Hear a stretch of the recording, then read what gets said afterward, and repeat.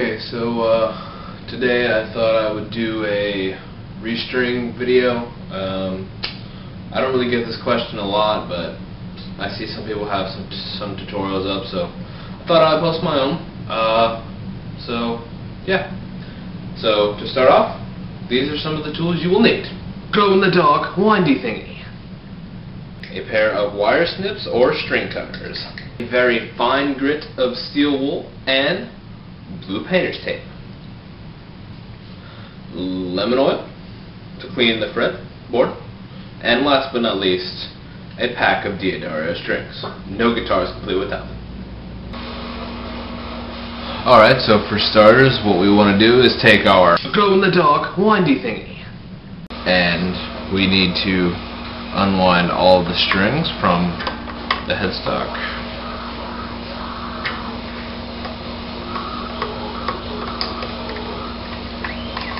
And when you do this, and when you get all of these down to get it through the tailpiece at the end, you're going to want to cut the string. You're going to want to take your string cutters and snip what you don't need off, so you can get it through the tailpiece or your bridge easier.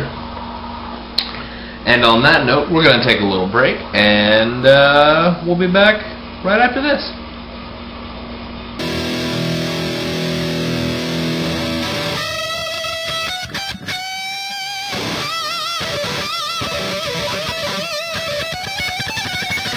Alright, and we are back.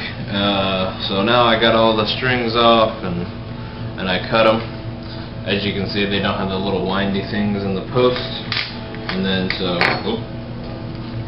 yeah, that happens. And if you have a guitar like this, that is going to happen. So, and then once they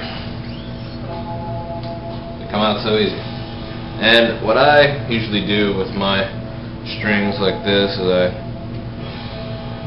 keep them all together to make for easier cleanup at the end, and then you just wrap them within each other a couple of times. What I usually like to do is if it's on here like this, I like to take it off and put it next to the guitar exactly like it was, so I can remember, because this is intonated this certain way. So, and if you put it on backwards, then the intonation will be off.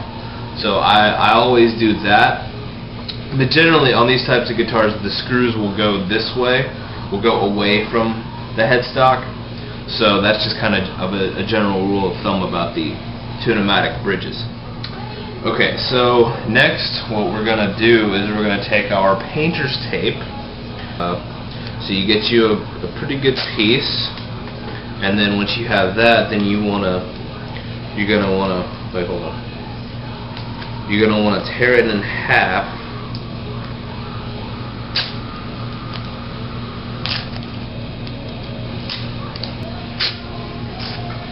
That's actually, that would be good. This would be good. This would be fine. You want to take your edge that's not torn. You want to take your perfect straight edge, and then you want to put it right there on the fretboard, where it covers up the fretboard between the frets. And then we're going to take some of our steel wool. Basically, just go at it and until it's really shiny. Like so. I don't know if you can see it's super shiny in the camera, and then you see the shiny, and then these aren't as shiny, but they're still not bad because I cleaned it every time I change my strings. Alright, so I'm going to do the rest of these, and we'll come back after this break. Alright, that is now finished. My frets are now clean. Well, that's weird. Kinda cool. Okay. Alright, now, I don't know if you can see much of a difference on the camera, but they are very shiny now. And with clean frets, it'll give you a better feel.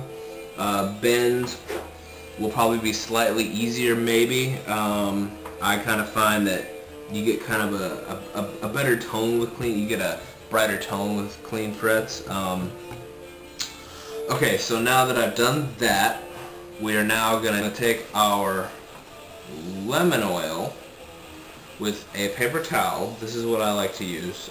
You can use, well, the reason I like to use a paper towel is because you can throw it away and it doesn't use up your cloths for polishing, and plus those are for polishing. So what I do, because I do this every time I change strings, I don't have to do it as much. So what I do is I take the paper towel, and mine is a squirt bottle, so and I kind of point it away from the guitar because it might splash. So you do that, and you put some squirts on there, and you just take and kind of fold it into a thing, whatever, and you just, once again, have that.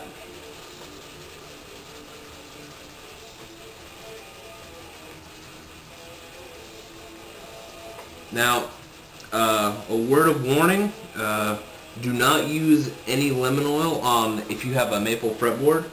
I don't know what it is. I've just always been told to never use any type of, pretty much any type of cleaner on a maple fretboard. The Telecaster that I have, the tech at my store recommended I just use some Windex, and he said that works awesome, and it does, because that's what I usually do when I have to restring that one. So yeah, okay, I'm gonna finish up here, and we'll be back. And we're back. All right. Okay, so now that we've cleaned our frets, we've cleaned our fretboard, and we're gonna take a pack of D'Addario strings. No guitar is complete without them. And we are going to begin the stringing process. Okay, so what you want to do is you want to string your string through your tremolo or tailpiece or whatever you got. String it through, and just bring our post around here a little bit. You want to put it through the post. Now you don't want to pull it extremely tight, you just kind of want to pull it a little tight, and then you want to go to the next post along like that, and then put that in, and then that is the exact amount of slack you need to get the amount of wraps you need. And then what you can do is, and my thanks to Chappers for this, is you bend it like so, and then you pull it out, and then you make the bend, you bend it a little more. You can bend it, and that right there is a good hook. So I can pick it up a little bit. Okay, so now what you want to do is we're going to take our windy thingy, and we are going to wind, and you want to wind your string downward. So I usually put my finger on the headstock here like so, and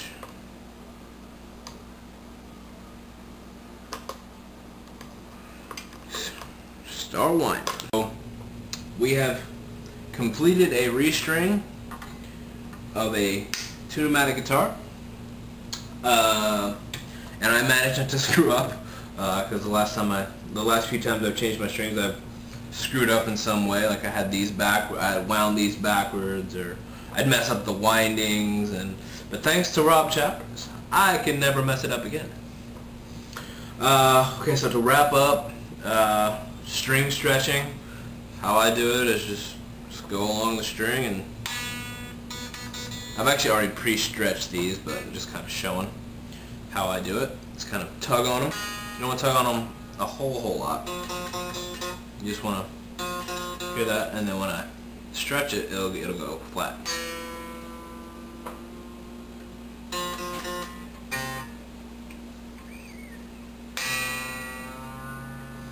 Okay, so now it's time to plug it in and play.